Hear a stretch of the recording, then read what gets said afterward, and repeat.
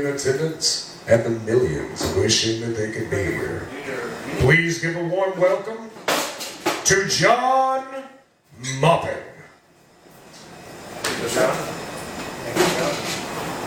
Sorry, Rob, I didn't want to touch your hand because I thought I had some salad in my teeth. Well, can we eat outside? Yeah, of course. I don't know, man. I think I might have sabotaged this salad because maybe you filtered it with some laxative or something, because right after I get through eating it, I feel like I got to go to the restroom. And I hate that feeling, man. You know, because you always expect to have that feeling like maybe hours later, not right after you finish eating. Because, you know, if you're at the confines of your home, that's okay. You got to use the restroom. If you're out in public like this, man, you know what I mean? It's embarrassing.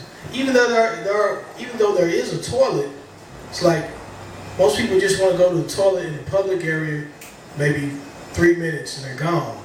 When you got to take a poop, man, you know, you got to have some time to be able to do this. You don't want to be rushed. Moving on from that subject, hope nobody out there has appetite and just listen to what I just got through saying, because it ain't going to be good for you. It's great to be here doing my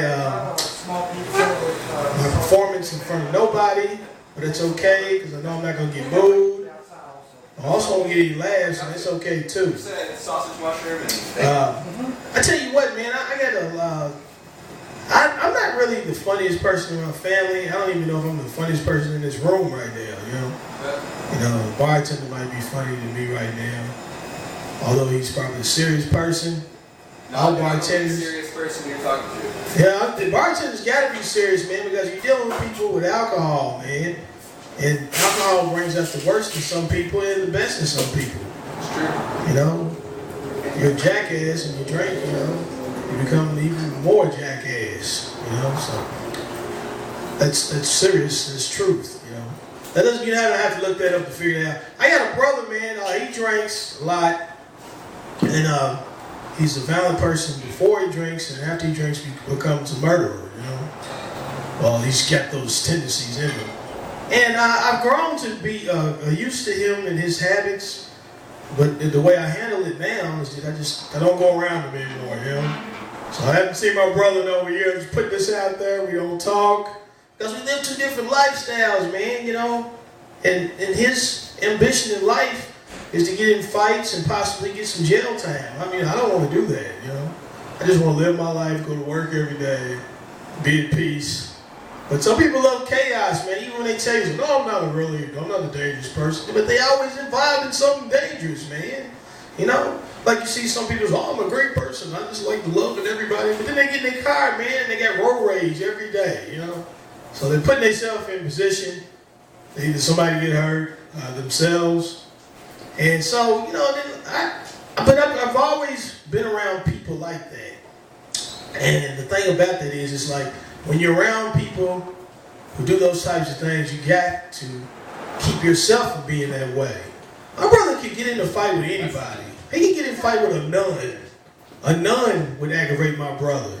So I don't like that black dress you got on.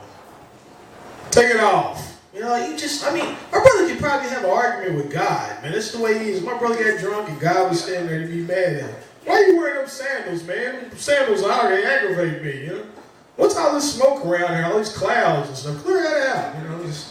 My brother he's just confrontational. And I've never been a real confrontational type of person unless I was backed into a corner. And you don't want to be backed into a corner ever. And you know, but I don't have all of those types of alcoholics in my family. I got the sweet alcoholics, you know, the ones that like to come up and kiss you and hug you, ask you for some money. You can deal with those. They get on your nerves, and you know. You don't kick him off a cliff, but still, you just deal with it. My uncle, man, he's a very funny person. I always told him he should be a comic because he's a lot funnier than I am. And I'm not saying, he ain't funny at all because I ain't getting no laughs right now. Even though there's nobody out in the crowd, it doesn't make any difference. But still, my uncle, he's a funny person. I tried to talk him into doing some stand-up comedy. And finally, after years and years and years, I got him. He said, "Okay, I'm going to do it, all right? Just back off." I said, okay. So we got in the car. We was going to drive to the comedy club. And he said, "Stop me off over the store before we go and do this comedy thing." I said, "Why?" He said, "I want to get 2 pints of liquor." you know. So that's the only way he would do it, is if he was twisted. He wants to be drunk before he gets on stage. And that's one thing I never ever did, was get drunk, you know, before going on stage. Although I've had people try to talk me into it, because when I first started out, I would get so nervous, man. I would get so nervous. You know, some people, when they get nervous, they sweat. You know, when I would get nervous, I'd have to take a poop, and I have to do urinate and stuff. Not on stage, you know, I'd do it prior to going on stage. That would be a mess. And I'm a janitor, so I had to clean up my own stuff. You know, I wouldn't do that. And but these people, man, these other comics, older comics, that was their advice for me to help loosen me up before I go on stage. You know, they would try to offer me, look, hey, take some of this liquor and go on stage. You know, they talked to me like it was crack or something, you know what I mean? And I never would do it, although I did think about it, I would never do it.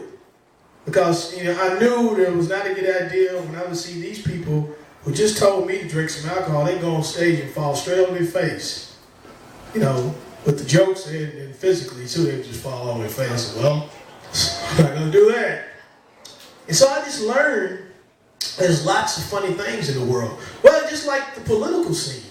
That's funny. Although, you know, politics, man, is one of those things, because like, the longer you talk to people about politics, the angrier you get. You know? And it's just like, and you figure, even if one person has a solution that's better than yours, it's not going to matter because you ain't no politician, you know? If you're working at Dairy Queen and I'm working at McDonald's, we're both talking about how we're going to solve the world's problems, ain't nobody listening to us because you work at Dairy Queen and I work at McDonald's. Nobody cares, you know? But you go out here and you vote, and everybody's so opinionated, especially like when it comes to who you vote for. People say, who you voting for? And then they want to say something, are you voting at all? They get mad if you vote for the wrong person and if you don't vote at all. So it's like you can't win. You say, look, I voted for somebody and who? Okay, you voted. Good. I'm glad you voted. Now who'd you vote for? Why did you vote for that person? That gets on your nerves, man. It's like, come on, man. You know, what I really want to say to people, like when I came up today, somebody asked me, did I vote? Ain't none of your business, man. That's what I want to say, but I didn't say it, you know. I was like, yes, I voted. And the guy just threw something at me, you see. I'm not going to retaliate with the bartender because, you know, usually those people are pretty valid. You know, just like he just threw something across the bar at me, man. See, if I'd been white, he wouldn't have threw it at me, you know what I mean? He's like, he's right, you know.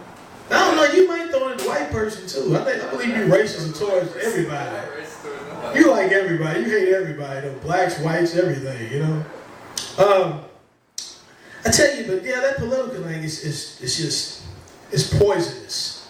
It really is. We need to get somebody different in office, and I have not seen. See, I have an idea in my mind of what type of president I want in office, and from all the candidates, I did not see anyone I like. No, I want a woman that's got a goatee.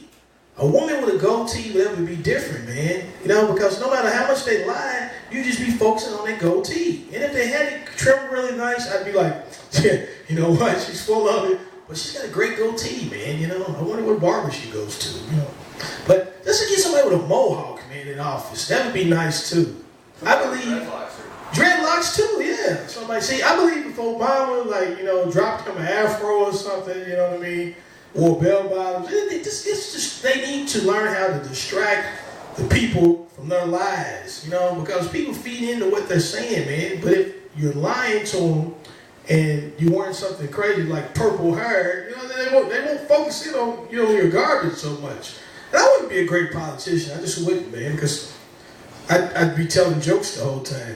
Yeah, we got to go to war and we're going to lose a lot of money, but, you know. Yeah, that too, you know, so, I don't know, man. This is world problems, and it's getting so crazy nowadays.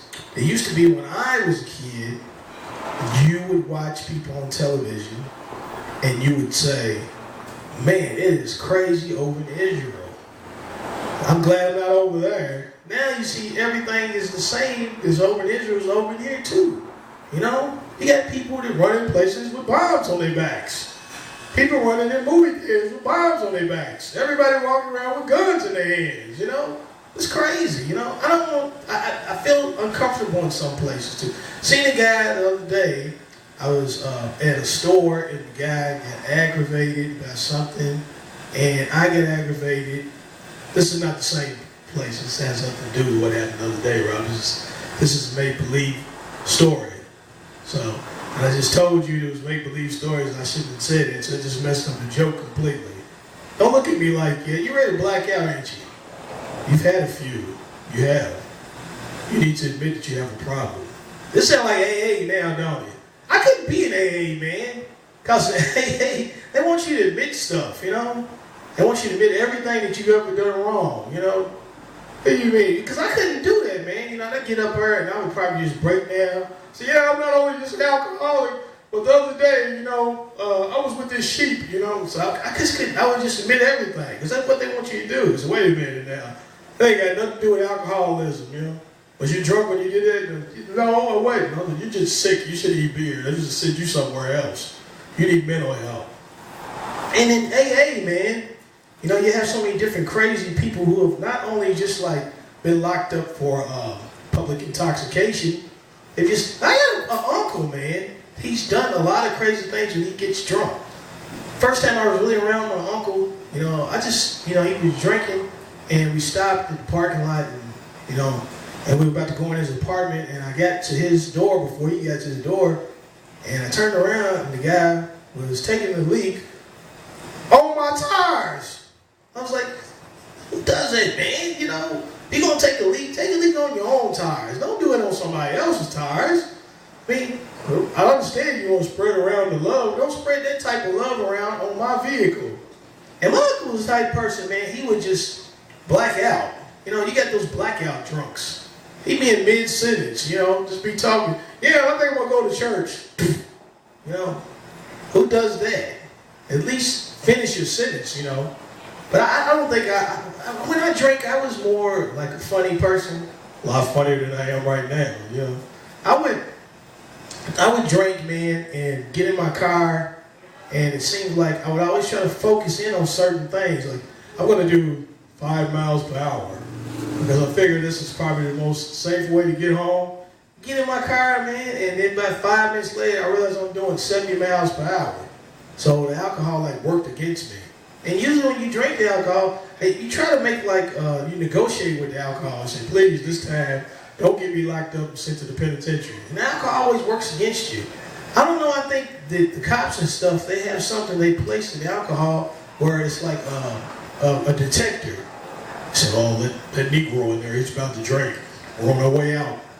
He'll be out in about 20 minutes. And see, they know that, man, because that's why you always see people get pulled over. Because they sit by these bars and they wait for you to go in. And they say, it won't be long now. We're going to get that quarter tonight. It's like Rob's going to get pulled over when he walks out of here. And Rob said, man, don't be pushing no bad stuff on me. Well, I'm going to go ahead and I'm going to end this because there is nowhere else to go with this material. And that's where it happens, you know. Sometimes you end on a good note, and sometimes you say, well, it's just time for me to walk away from the mic. And walk away from the mic is a good thing, man. Because I've seen other people who've been at the mic and they don't walk away, and you want to just yank them away from the mic. Have a good night. Robert?